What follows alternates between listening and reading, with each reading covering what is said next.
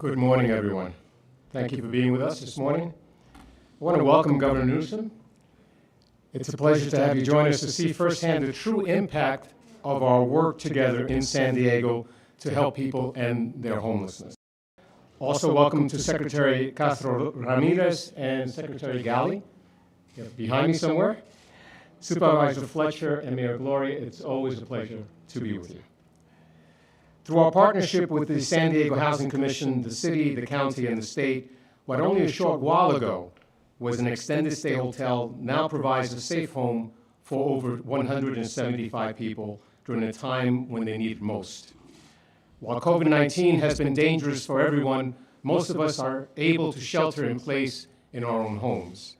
However, our neighbors experiencing homelessness are at the mercy of no safe home in which to shelter and with limited resources for hygiene, health, and physical distancing.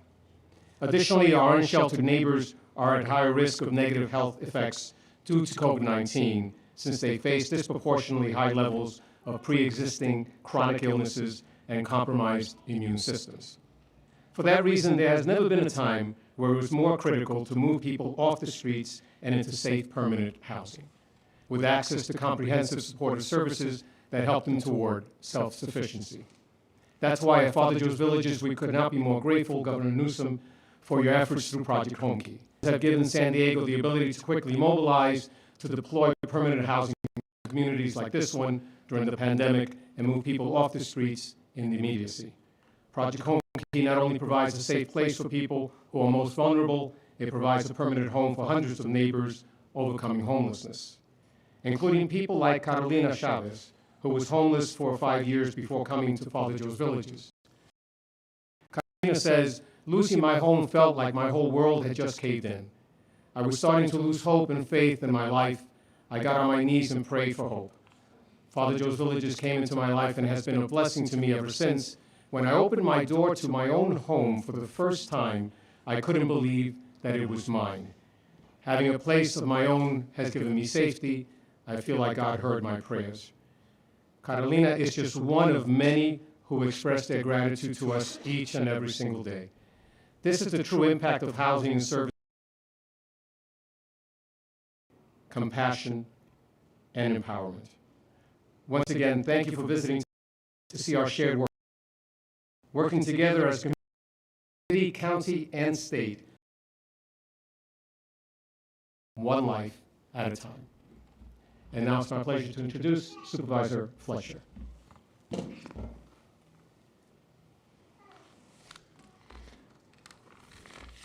Thank you, Deacon Jim. I'm honored to be here today to really showcase how innovative and bold leadership from our governor has resulted in life-changing results, who now call this place home.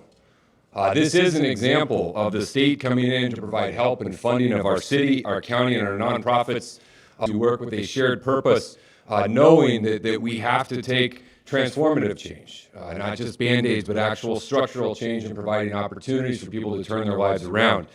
But this progress that we're recognizing today started with our governor, with Governor Newsom prioritizing funding to tackle homelessness. Then the city and the county joined in. The county joining in with millions of dollars for services, the city doing their part, our housing commission, our nonprofits, everyone coming together to make this a truly life-changing center. But we know, even with the progress we've seen from things that have been done to date, that we have to do more. The conditions on the street that you see both in San Diego and across California remind us of the urgent need of so many, both those who are unsheltered and are struggling, but also the impacts on our communities, on our neighborhoods, on our small business. And the significance of the challenge we face motivates us to move with a great sense of urgency and importance. And the governor's announcement today is truly a game changer, a historic investment for the state of California that can functionally end family homelessness. The resources the governor is proposing will ensure that more structures are built and acquired to provide the vital housing that is needed. But the funding the governor is proposing today will also provide more services to help people truly get their lives back on track. The structures, the services, but the third component is just as important. And that's the governor's proposal as it relates to preventive efforts. We need to stop that slide. People on the streets. And the combination of all of those things together is what this gives us a moment where we can really see significant progress in our state. And I fully support the efforts of the governor, and I pledge it as a county governor, we will join as a partner, not just in spending available money, but in putting in our own. Our recently created Office of Homeless Solutions at the county is proposed to work with more than $85 million in this year's budget alone to make sure we are matching that commitment and we are coming together with everything that you are doing at the state to be a part of the solution.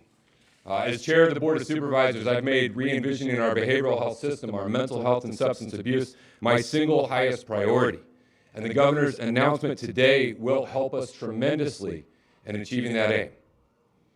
But as it requires the state and the county, that county-city partnership is vital as well. And I am so encouraged that we now have a mayor in San Diego willing to move heaven and earth, to do everything possible, willing to work collaboratively with our county and with our nonprofits. Mayor, I'm pleased to consider my friend and someone that I talk to almost daily about all of the issues we face, knowing that together, city, county, state, we can make significant progress for our region. And so I appreciate tremendously, Governor, you joining us in this truly historic announcement around funding. And Mayor, I appreciate our ongoing collaboration. I know together we can make the lives of San Diegans much better. And with that, it gives me great pleasure to introduce the Mayor of San Diego, Todd Gloria.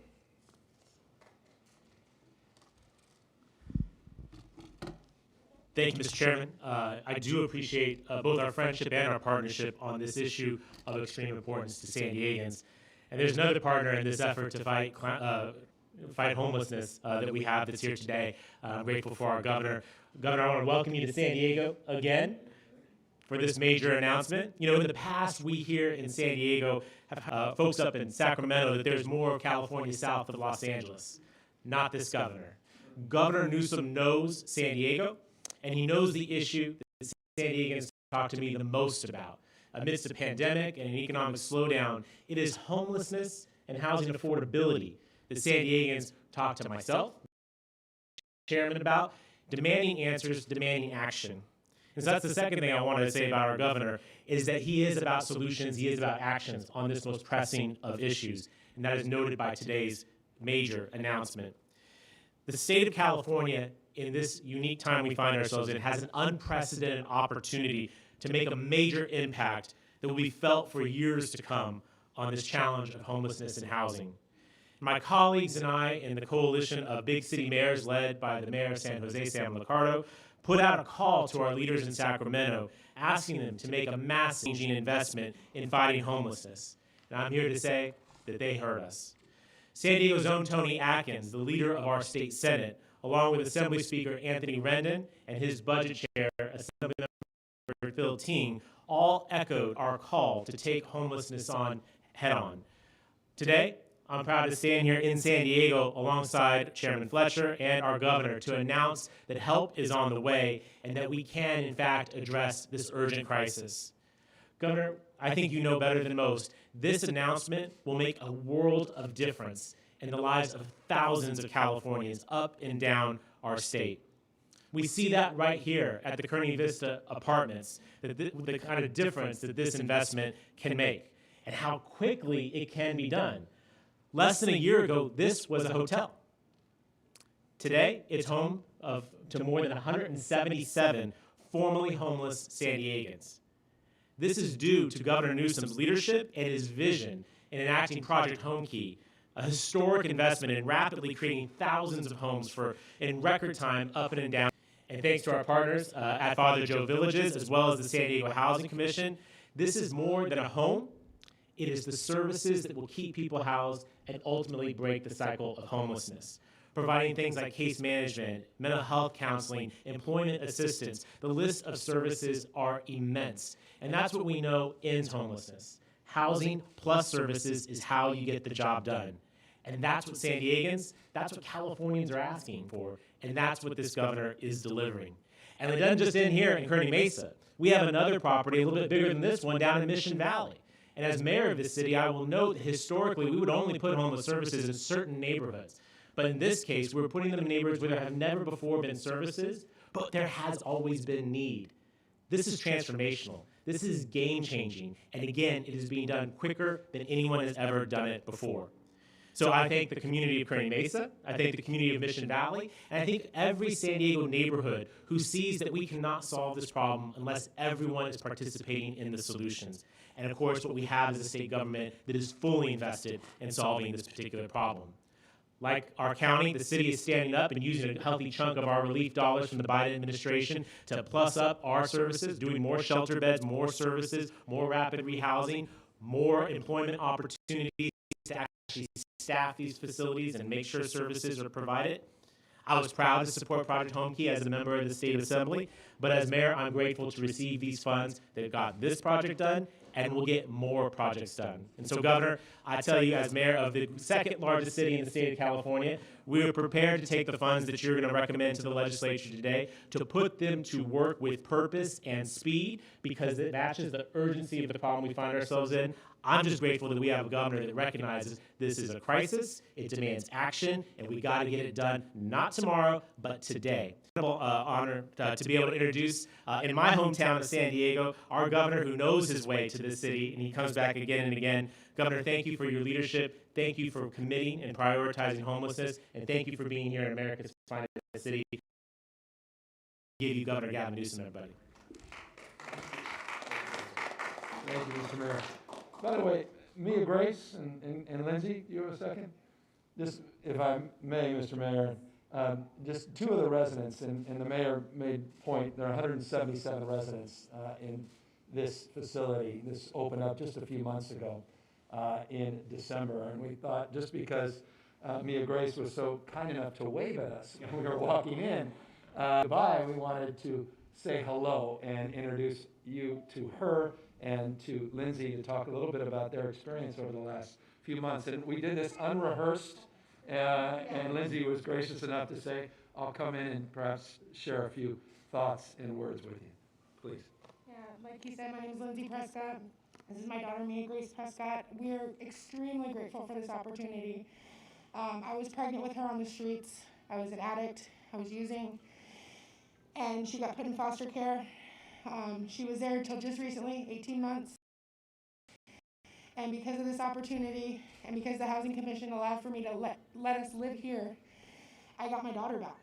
I'm 18 months sober. She'll be 19 months old, 22nd of this month. And I am beyond grateful to Father Joe's and for this opportunity for me to have my child and be off the streets and to live the life I was meant to live.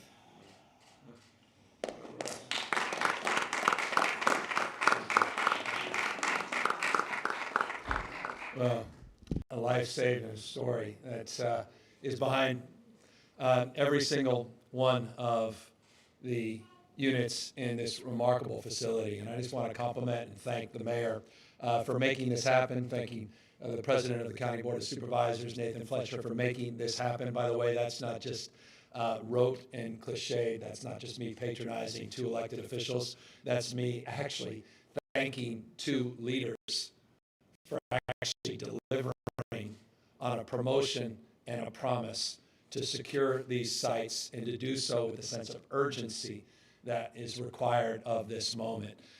Both the mayor and the supervisor talked in terms of urgency. They recognize the urgency that's upon each and every one of us in a state as wealthy as the state of California and a state as poor as the state of California. There's no greater manifestation of our failure as a society broadly, or as a state more specifically, homelessness. And that's what brought to bear a strategy to do something radically different. There's an old saying, say, continue to do what you've done, you'll get what you've got. We recognized a year plus ago that we needed to do things radically differently. And that's when we birthed an idea, Project Room Key and Home Key. And the two elected officials you just heard from used a similar phrase, game changer. These programs move with a sense of urgency and focus, the likes of which we have never advanced in the state of California. This site was procured in just a few months. This would have taken years to build something like this. to house individuals, to process the permits, neighborhood input, neighborhood opposition, issues related to just furnishing it, providing the on-site case management. All of that happened in a matter of months. Launched last July. Home Key, last July, over a 6-month period, we invested $846 million in 94 projects like this, all up and down the state of California. And within 6 months, each and every one of these projects were in escrow. And weeks or months later, they have opened up. This for 177 individuals, Mia Grace, Lindsay, 140 units, as the mayor said. This complements another project with 190 units in Mission Valley. Nearby, state's contribution in both those projects totaled $37.7 million, leveraging money from the city, the county, philanthropy, community-based organizations, and the federal government. True partnerships. A demonstrable example, 6,000 units over a 6-month, demonstrable example of what we're capable of doing when we have that sense of urgency backed up by strategies and plans to get things done. That was a remarkable process because it opened up our eyes to what's possible.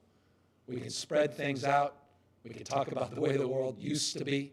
We can hold hands, have a candlelight visual, look to blame administrations from a bygone era and talk about the good old days in the 40s and 50s and 60s. We were in a housing business, and when housing and urban development actually meant something in terms of the housing, not just urban development. Or we can actually take responsibility and move in a different direction. What we're announcing here today is truly transformative. What we're announcing here today is truly historic. It's unprecedented, not just in California history. What we're announcing today is simply unprecedented in American history. And forgive me, there's a lot of superlatives there. Some would accuse that of being almost hyperbolic.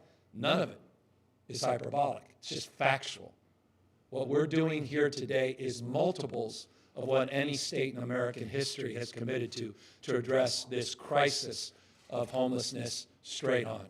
We're announcing today that what we've done in the past, as significant as it's been, and I want to thank your mayor for being there front and center when we secured over $1 billion in our housing budget last year. At the time, that was announced as historic investment in the issue of housing and homelessness. This year, we are proposing to multiply that by 10. What we're proposing here today is a $12 billion 2-year housing proposal. Unprecedented, again, in American history, not just California history. This is not just doubling down on strategy. This is an order of magnitude investment into transforming the homeless crisis in the state of California to one of America's most enlivening stories, with the support and examples of people who are demonstrable proof that homelessness can end in our society, that we're not doomed to manage more efficiently into the future, that we can solve homelessness once and for all. Lindsay's an example of that. Mia Grace is an example of that. They're proof of what we're capable of doing, but we recognize we have to do so much more. $8.75 billion, close to $9 billion in new specific housing supports along the lines of this project right here. Hotel, motel conversions, tiny home conversions, modular unit investment, new construction, rehab, investments at a scale the likes of which we've never seen. Home Key, instead of providing that $840+ million that we provided or supported in terms of budget last year, we're looking to do $3.5 billion for Home Key alone. $2.5 billion for board and care, residential treatment, mental health supports, housing in that space, conservatorship for intensive services, another $1 billion. This is the most significant expansion of mental health housing, board and care housing in modern California history as well. some $9 billion, $8.75 billion just in that space. As was noted a moment ago by Chair Fletcher, we are committed to ending family homelessness. And that's why it was so appropriate Mia Grace was here. The idea that a young child should be separated from her mother in a stranger's home, as remarkable as the foster families and supporters are, that should give us all a pause. And that's why we're committing today to a 5-year plan to effectively end family homelessness in the state of California. But the difference between this plan, it's not a platitude, it's actually backed up with an additional $3.5 billion. That includes prevention services, rapid rehousing, and funding to support people to keep them in their homes, as well as to quickly procure and develop new family-focused units of housing to support family reunification and to support families on their journey to permanency and ultimately get out of the difficulties and challenges that they face. That is a record investment. And this is all possible because of you. This is all possible because of 40 million Californians strong, a state that's not coming back, but a state that's roaring back, because yesterday we announced historic budget surplus. And yesterday we announced we're giving back the largest tax rebate in American history, $12 billion, and giving them back to 2/3 of Californians, almost 80%, 78% of all tax filers. Today, we're announcing an equivalent commitment to address this homeless issue head-on, end family homelessness in the state of California, support our veterans by getting them off the street, reimagining, not just refocusing our efforts on building out capacity in our behavioral health and mental health system and our boarding care home system, but backing that up with $3.5 billion capital pledge, and doing more still later this week. Well, you'll hear about the service side through programs like CalAIM and the transformative payment, completely reimagine our integration between brain health and physical health, and the incorporation of housing as a health strategy to address the issue of those chronically homeless out on the streets and sidewalks. Bottom line, this is a package. It's backed up with urgency. It's a package that's backed up by proven results based upon the experience of the last year.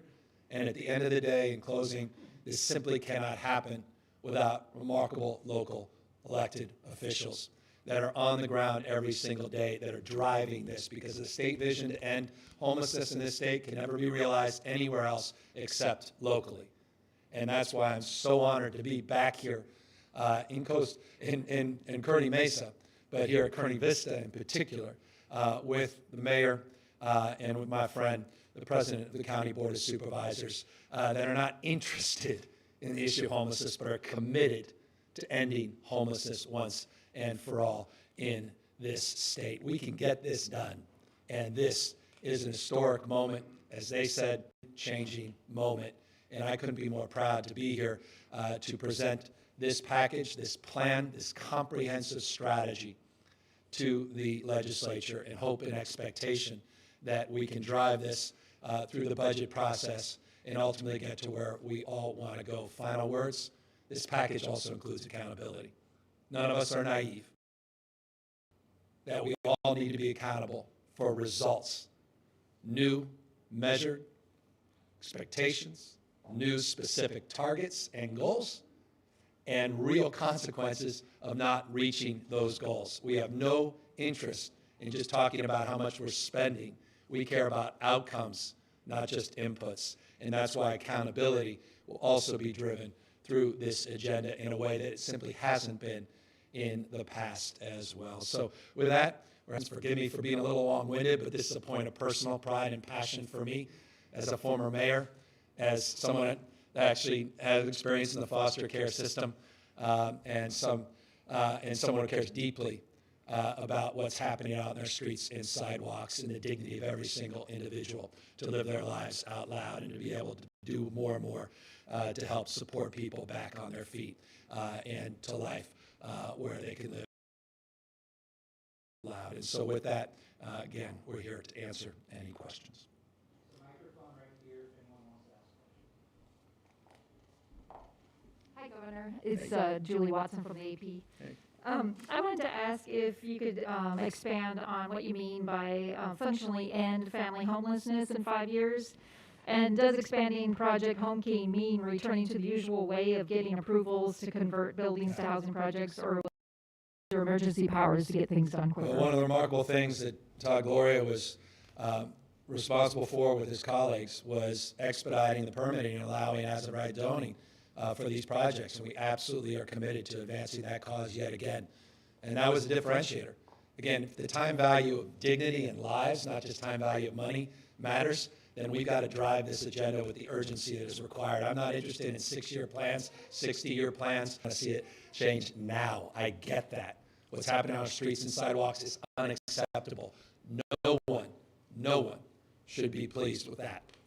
And the status quo needs to change, and the status quo is going to change. We have to change our approach, and our approach is to expedite and fast-track the development of these projects and the siting of these projects, and that's a big part of this package as well. As it relates to the specifics on family homelessness, we estimate there's roughly 37,000 individuals, families, that are unhoused or homeless or in precarious positions, and that is an attainable strategy and goal over the next 5 years to address all the needs of that population. But again, with the urgency of the immediacy to move these dollars out so that process starts with some very significant engagement from the front end, not just waiting on the back end. We estimate that the package we announced today, and this is not an estimate, it's based upon, and I want to just thank Lourdes for being here and Mark Galley for being here,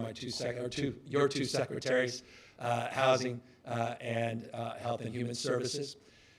They, in their effort to really analyze this strategy, estimate that we will provide 65,000 placements with this package. 65,000 placements. That is not insignificant. Placements, again, will be targeted to families as well as individuals, people on encampments, veterans, those with severe behavioral health, substance abuse issues, and the like.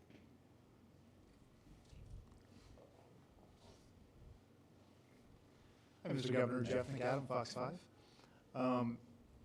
There's obviously only so many hotels and motels you can move into, only so much affordable housing that can be built. There's a lot of companies out there considering, do I go back to an office space, or do we have all this office space potentially that's available to move into? Has that ever been considered? Any incentives that might be available to those companies? Not only incentives, billions of dollars of incentives. Not only is it considered, it's as of right utilization, use, provides flexibility to local communities, counties, cities to use these dollars specifically for those kinds of conversions. Now you have local planning department issues. We'll have to work through those issues, but these dollars create that flexibility for change of use and for taking existing units that are used for one particular purpose and converting them for the purposes that we're outlining here today. So no, very specifically, these dollars contemplate those kinds of conversions. And that's what makes perspective, but as an ex-mayor, from a mayoral perspective, is providing that flexibility so that the supervisor and the mayor can, through application at the local level, based upon the criteria and the availability of units, availability of resources that are unique to their jurisdictions. And one more question, if I may. I know that there's unconventional places maybe that we're moving into that are opportunities, whether it's Mission Valley or otherwise. Will there be opportunities for the public to weigh in before suddenly there's housing next door? This is obviously great for a lot of people, but will there be an opportunity for the public to weigh in on Yeah, no, I mean, we have a well-established process in this state, but let me just make this point, and the mayor and the supervisor can talk more about that specific to San Diego, which I think is only appropriate. But let me just say this as governor, I actually want to get something done. I don't want to talk about this for a decade. Some have referred to our process for developing housing in the state as paralysis by analysis. It goes on and on and on and on. And what perseveres is the affordability crisis in this state. So we're as dumb as we want to be, with all due respect. as a state. And I'm just not interested in being passive in that conversation any longer. And we're going to be a little bit more aggressive in that space. That said, again, as a former local official, I am deeply mindful of those local issues and want to be responsive and respectful to the mayor and the supervisor, not just today, but also into the future. I would just add, so if we're fortunate enough to, the governor's proposal passes, and we receive these dollars, there'll be a public hearing on receiving those dollars. There'll be a public hearing about the procurement of the properties. Our planning department is very good at going out to community planning groups and associate myself with what the governor was saying. As a member of the city council, I cited multiple homeless shelters in my city council district. Each of them involved a robust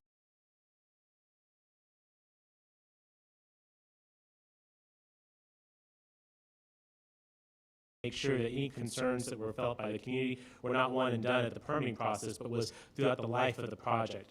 I'm here to tell you years later, whether it's the Aspire Center on San Diego Avenue, just a few blocks from my home, or 6th and A downtown, the Connections Housing Path Project, these groups no longer meet because there are no issues. These can integrate well into the community. You can see that here. And again, as your mayor, I say very clearly, this is a citywide problem. Every neighborhood has to be a part of the solutions to solving the homelessness crisis in San Diego. Mr. Chairman. Yeah, look, communities always weigh in. Communities always have a voice and a way to do it. But look, there's just a frank reality that every community group you go to demands that you solve the problem of homelessness. And then in the exact same meeting, they'll demand that you don't solve it anywhere near them. That's just a reality. Everyone wants you to deal with it as long as it's not near them, but you can't solve the problem not near anyone. And so we have to have that fortitude to listen to communities, to address reasonable concerns that are constructive and a part of the solution. But those voices that just say no, never, not here, not now, delay, there's a difference between hearing folks and agreeing with them. And so I think we have to continue to have elected leaders that will listen to reasonable concerns about how you make it work and how you be responsive to those. But don't simply get beat down by the loudest voices that will ensure a continuation of decades. We're standing at a site in my district. I've told my constituents, the Board of Supervisors, others, I'll put them in my district. We've got the one in Mission Valley. Happy to put it in my district. 440 units of 100% affordable goes in Claremont. Happy to put it in my district. Downtown project, happy to do it. And we need every elected official to be willing to summon that same ability to say we're going to do it responsibly. We're going to listen to the community, but we have an obligation to act. And it's not enough to simply say we need to put it somewhere else. To use an analogy you hear the governor use before, it's like saying there's a leak in your side of the boat. Hey, we're all in this boat. And that means Kearny Mesa's got to be a part of the solution. That means Kensington's got to be a part of the solution. La Jolla's got to be a part of the solution. Downtown is always a part of the solution. City Heights, where I live, we're always a part of the solution. But we're going to need the public to come together and understand that in order to solve this problem, it's going to require all of us getting a little bit uncomfortable and knowing that if we do it right, after you build these facilities, no one even knows they're there. But it is a part of the solution. So yeah, we'll always have community input, but it's between allowing those loudest voices to stop what we know we have to do. Well, I appreciate what I just heard from both. Like, it's a leadership moment. It's a moral moment. And we're going to be held in judgment for progress, results, and real accountability.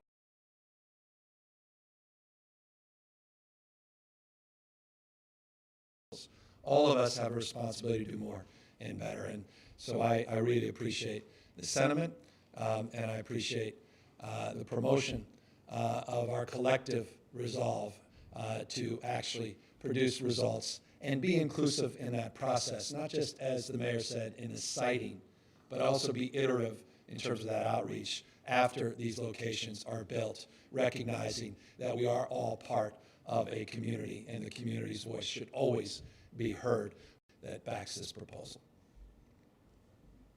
Hi, Governor Gary Worth at the Union Tribune. Can you speak of any new component efforts that would have for chronic homelessness and for mental health?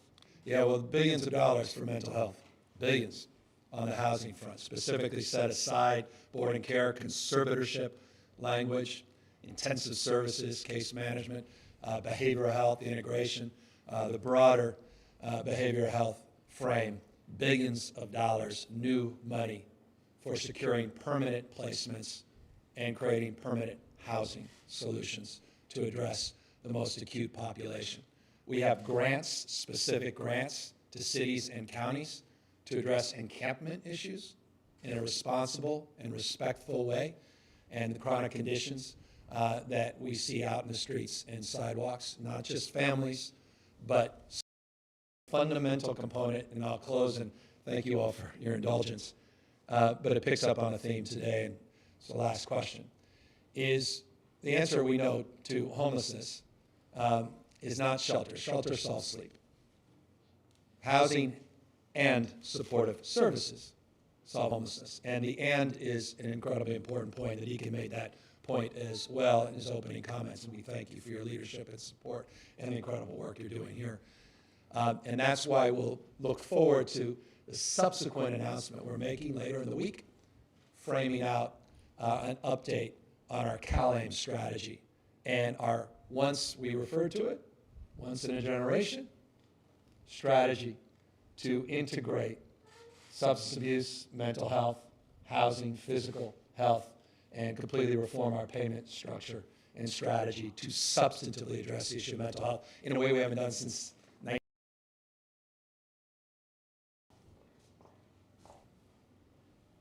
Sure, Governor, thank you, and really a pleasure to be here and see this incredible facility. Thank you, Lindsay and Mia Grace, for opening up your home to us. And to the issue that housing and health are inextricably linked. The bold proposal we have with CalAIM, we started talking about it nearly 2 years ago. It's finally coming to fruition. We're making market improvements to the concept of CalAIM through the lessons that we learned through the pandemic. This inextricable issue of having housing available, but those services there, not only depending on counties and cities, but calling on our health partners, whether those are clinics and hospitals, health plans, to really deliver and partner across a continuum of services. Sure, it might start with some intensive clinical services, but we expect this continuum to be built up across hospitals on the one end, but housing with support services that in the future. And I think that is the ultimate in the game changer that we're talking about, and look forward to sharing more on that in the days to come. And I just want to close by also acknowledging an incredible leader. In many ways inspired Home Key, our Room Key model. By the way, Room Key has provided support for 36,000 homeless individuals since last April. Another important program that also is being supported in this $12 billion package as it relates to extending the Room Key model so we can transition from Room Key to Home Key and make sure that there are placements for people with that federally supported program that will expire later in the year. But I want to with this proposal in many ways inspired by her leadership. So I want to acknowledge that. And then I'll just close, final clarification, because it's an important one. The $7 billion of eligible use certainly can provide new housing placements for people all with behavioral health, but $3.5 billion is minimally set aside for that purpose. $3.5 billion is explicitly set aside for that purpose. $7 billion is the total universe of eligible opportunity. But $3.5 billion is the minimum expectation. So $1 billion is the historic investment the state of California had made in the past, multiple 10+ increase in investments over the next 2 years. We are going to see change, and I hope this is well received up and down the state of California, across the spectrum. And again, can't be more thankful to Mayor Gloria and Chair Fletcher. Thank you all very, very much.